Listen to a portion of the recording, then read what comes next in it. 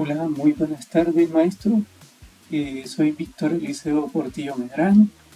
Estoy en el curso de Metafísica, el cual imparte usted, que es Walter Alberto Hernández López, y en la sección A. Comenzamos.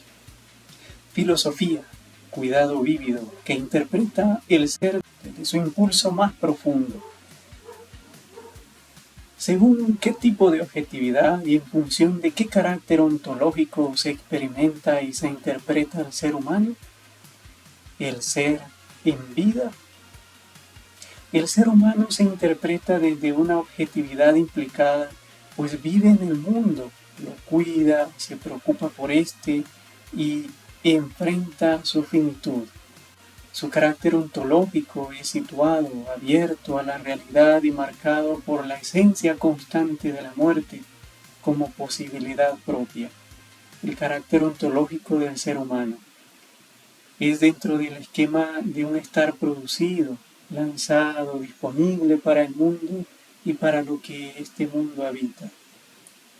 En ese mismo sentido les voy a hablar por qué para Aristóteles el sentido de la filosofía se extrae a través de la interpretación de una actividad situada o fáctica del cuidado con arreglo a su tendencia última, teniendo en cuenta que el sentido de la filosofía se fundamenta en la vida del ser humano, que por medio de su actuar construye el mundo y es en sí mismo mundo. También teniendo presente su finitud como entidad limitada, el cuidado como la forma originaria en que el ser humano existe. Cuando Heidegger dice que el sentido fundamental de la vida es el cuidado, no está hablando de algo sentimental o accesorio o que se pone tiernón. Se refiere al modo más profundo en que existimos en el mundo. Vivir no es simplemente estar ahí, es ocuparse, es preocuparse, implica relacionarse con lo que nos rodea. Cada vez que estamos ocupados en algo, lo hacemos dentro de un horizonte de sentido, un mundo que nos interpela y nos exige respuestas. Y ese mundo no es neutro, tiene dirección. Entonces valdría preguntarnos, ¿hacia dónde va mi cuidado? ¿Y con qué me relaciono? De esta manera el ser real y el sentido del mundo se definen por el tipo de trato que yo mantengo con ese mundo y con los seres que lo habitan. Podemos mencionar montañas, ríos, animales, personas, objetos. Por ende, el cuidado no es un añadido, es el asunto mismo de la vida práctica, el corazón de nuestra existencia. Para ello podríamos hacer uso de un ejemplo, una mamá que se levanta tempranito a prepararle los frijoles, el arrocito, el queso a los niños que van para la escuela. No lo hace por cumplir una función abstracta, sino porque cuida al poner el café, al calentar las tortillas, al servirlo el plato de comida, está presente su estar ocupada en algo, su estar direccionada en algo, pero no de una manera mecánica, lo hace desde el mundo que le corresponde. En ese momento el mundo es su hogar, sus hijos, su historia, su anhelo de verlos crecer, su deseo de hacer el bien. En ese sentido también se puede agregar que cuando dice Heidegger, el mundo está presente en la vida y para ella, él está afirmando que la vida humana siempre ocurre en un mundo, en un entorno cargado de sentido, de relaciones, de tareas, de afectos. No vivimos frente al mundo como si fuera una cosa muerta, que observamos desde fuera, como los espectadores del ring de boxeo. No, estamos dentro del ring de boxeo. Vivimos dentro del mundo, implicados, ocupándolo, cuidándolo. Entonces para Heidegger, el mundo no se nos da primero como una idea, sino como un campo de acción, como un ámbito cuidado. Solo cuando suspendemos ese cuidado Cuando dejamos de estar ocupados o implicados, el mundo aparece como algo que se observa desde afuera. Entonces, siempre siguiendo en esta misma línea, podemos hablar ahora de un tema que no mucho nos gusta. Es el tema de la muerte y su influjo en la existencia del hombre. Como educador y creyente entiendo que la vida no es un proceso mecánico, ni una sucesión de hechos aislados ahí tristes. Hay un sentido innato y profundo en la vida.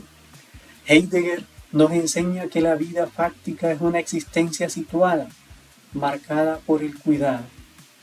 Es estar ocupado en algo que revela nuestro vínculo con el mundo. Pero cuando nos abandonamos a la rutina, a lo que se hace sin pensar, la vida se oculta de sí misma. Caemos en el desencuentro. Y es acá donde puedo dar un paso al tema de la espiritualidad jesuita.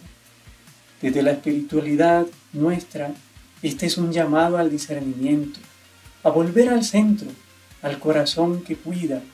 No obstante, la muerte, lejos de ser una interrupción, es una presencia constante que nos interpela, no como amenaza, sino como verdad que nos devuelve a lo esencial.